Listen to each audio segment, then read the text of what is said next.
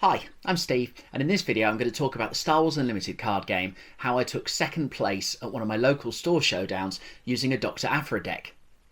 I'm going to talk about my deck, how it works, some of the key cards that go into it, and basically what I'm looking to do when I'm playing with Doctor Aphra.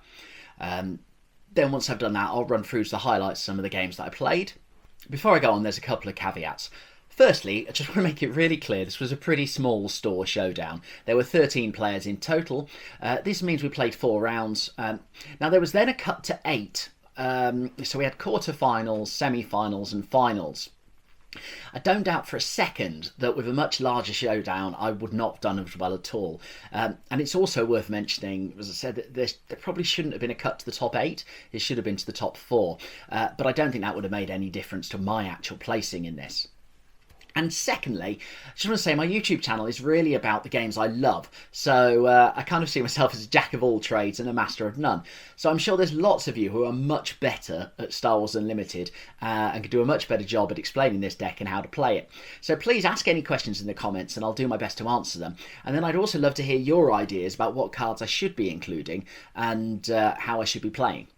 So let's look at the deck. So I played double yellow Aphra. She's one of my favourite Star Wars characters, and I was really excited when I saw that she was coming out in Shadows of the Galaxy. I've been doing my homework since then, and I've now read all the comics in these giant omnibuses that they've produced. Now, essentially, Doctor Aphra is Indiana Jones. If Indiana Jones was in space, morally dubious, and interested in weapons rather than artifacts. And I've been trying to play Doctor Aphra since she came out. I tried a few themed decks, but they didn't really work so well. In the comics, she works with the Wookiee Black Chrysanthemum a lot. I thought that would be quite cool, but I think it's fair to say that the Doctor Aphra red deck is a way off. Palpatine's Return feels like it belongs in a deck with maybe Maul or Vader coming back. But then you spend so long with yellow-green trying to kind of set this up that your opponent sees it coming from a mile away. And then on the SWUDB, the Star Wars Unlimited database online, there's an Aphra blue deck, which is the Doctor Will See You Now. And that seems really good. Sadly, I don't have the patience for control with it. I also don't have 3 vigilance yet. So I've gone with double yellow.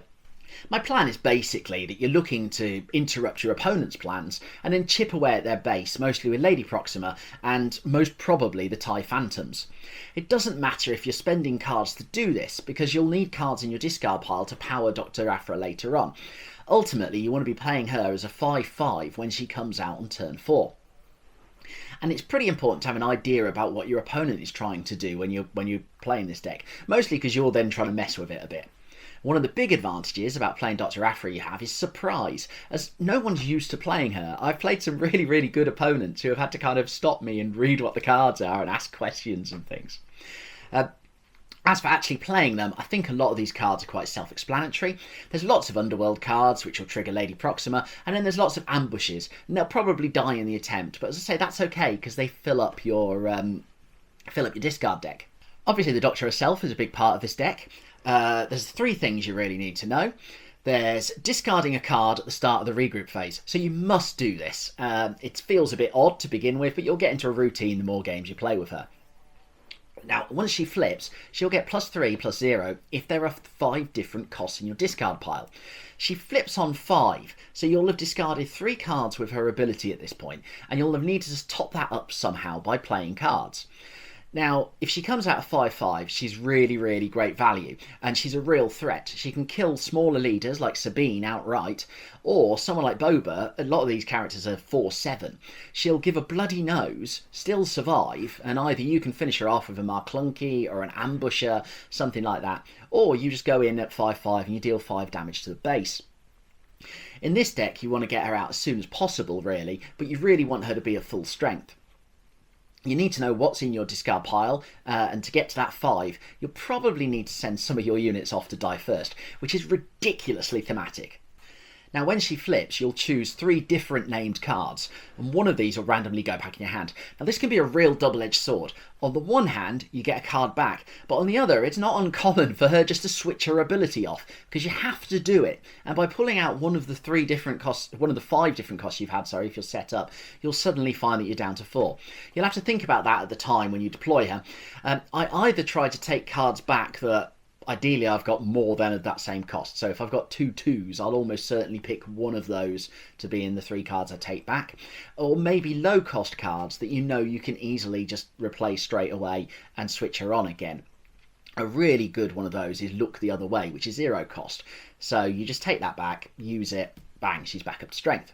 And while I have your attention on this one, I'd be interested in to know how you think this works for your opponents. The way I read it is I choose the 3 cards. I don't really have to show my opponent what those 3 cards are, but I would have them pick it because I need it randomly. But then I don't see why they would get to see it. But I say that, and whenever I've played, my opponents, I'll fan out my cards for them, they'll take it, and they will most of the time actually look at what I've got. Which, I don't know, I'd be interested to see what people's thoughts are on that.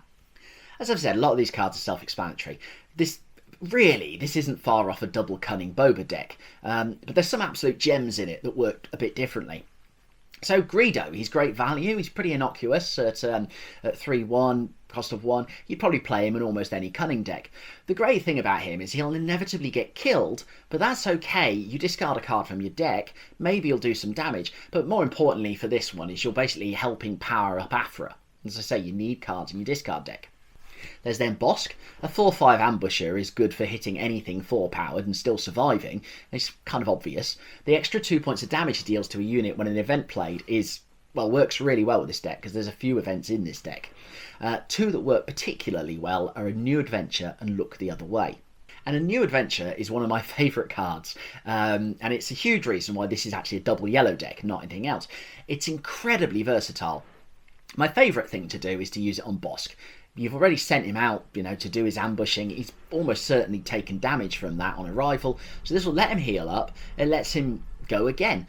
But then best of all, you get to add insult to injury, you get to deal 2 points of damage to another unit by playing that event. It's also good with a Cantina Bouncer. You heal your Bouncer and you basically get a waylay for free.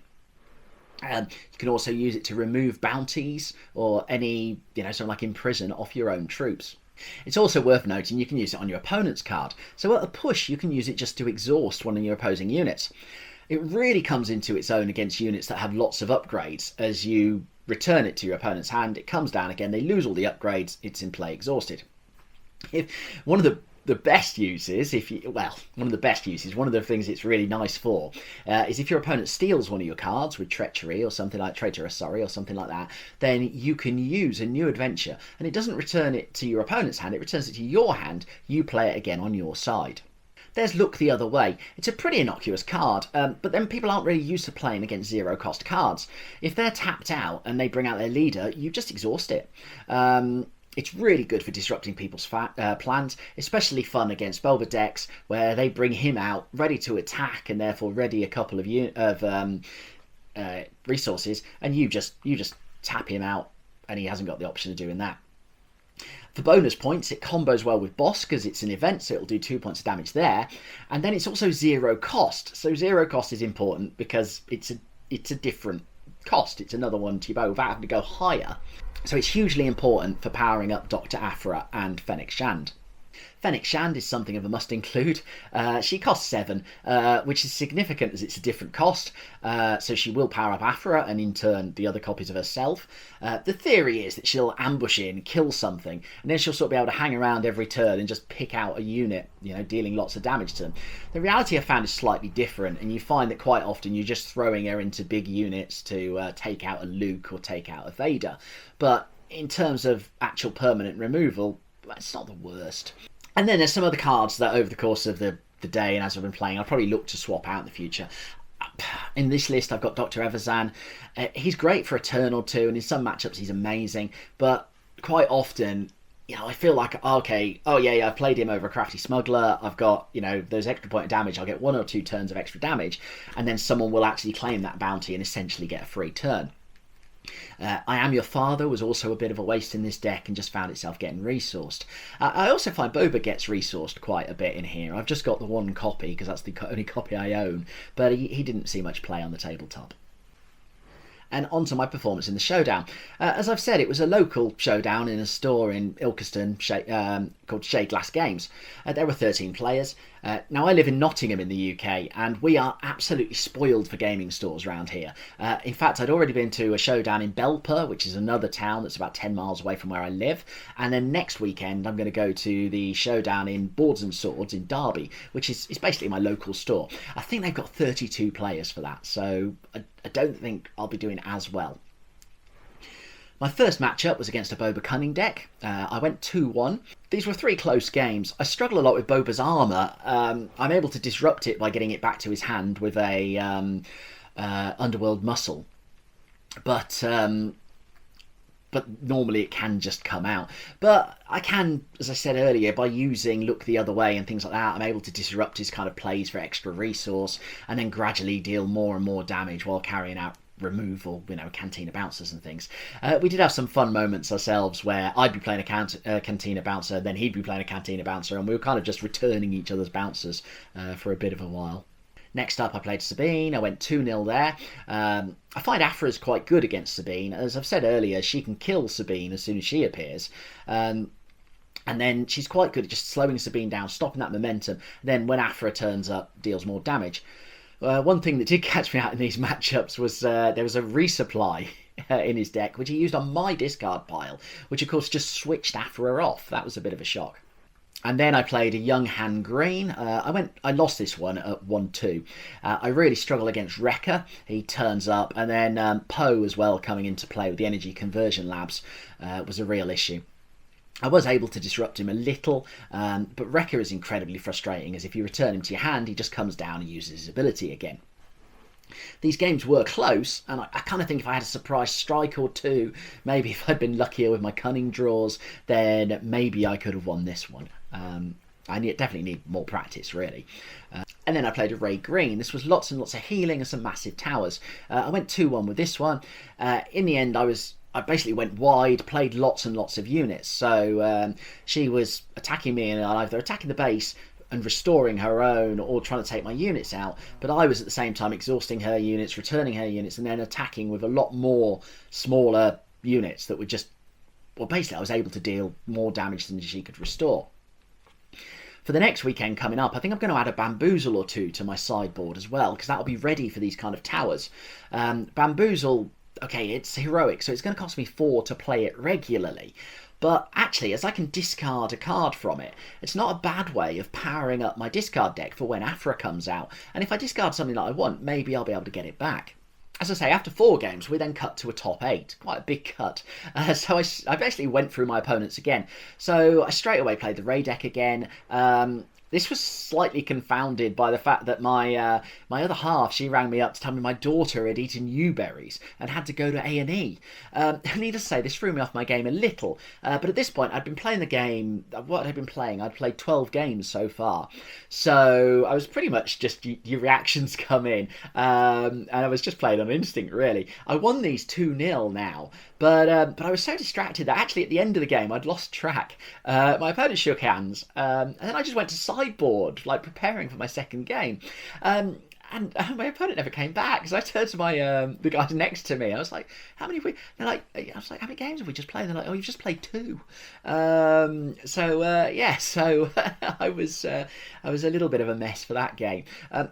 Before any of you think I'm an absolute monster, I'd just like to stress that, although I did play to the end of the tournament, I went straight to the hospital afterwards and stayed there until 10 o'clock at night while my daughter has been observed. And I mean, she's absolutely fine. I don't think she ate anything at all in the end.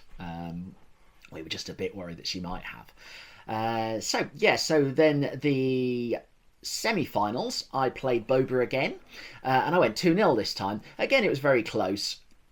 I think one of the things playing this Boba deck was I was lucky that he didn't have 3 cunnings, so I think that's one of the things that really, really makes your double yellow Bobas work, and he didn't have that, which meant I got to the final. So in the final I ran into the young Han again. Sadly I got a bit of a repeater last time, and although our games were really close, I lost 2-0.